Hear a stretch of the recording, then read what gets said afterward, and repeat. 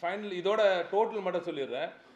So இந்த ஒரு முதலீடோடு சேர்த்து இன்று வரை 1010 MOUs, இது ரஃபாக சொல்கிறேன் உங்களுக்கு, 1010 MOUs ஏறத்தாழ 11,571.15 கோடி ரூபாய்க்கான முதலீடு. ஸோ இது டோட்டல் வந்து இப்போ இன்க்ரீஸ் ஆகிருக்கு.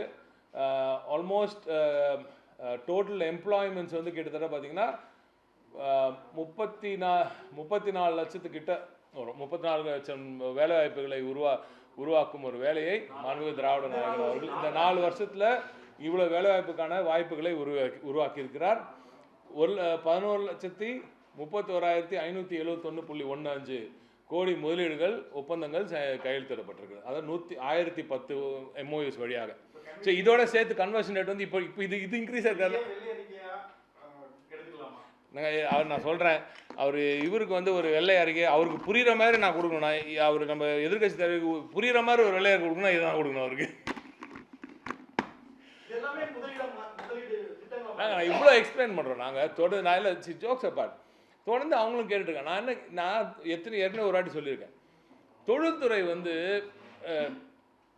லட்சக்கணக்கான இளைஞர்களுக்கு வேலைவாய்ப்பு கொடுக்குற ஒரு துறை, லட்சக்கணக்கான குடும்பங்களில் மிகப்பெரிய ஒளியேற்றக்கூடிய ஒரு துறையாக இருக்குது. நீங்கள் வந்து கேட்குற கேள்வி, அவர் கேட்குற வைக்கிற குற்றச்சாட்டெல்லாம் வந்து ஆக்கப்பூர்வமான இருந்தால் நாங்களும் அவங்களோட சேர்ந்து இணைந்து பயணிக்க வரணும். நாங்கள் போகிற இடத்துலலாம் எதை திறமை ஜாஸ்தியாக சொல்கிறது, எங்களோட பாலிசி கண்டினியூட்டி வந்து அக்ராஸ் ரெஜிம்ஸ் கரெக்டாக இருக்கும்.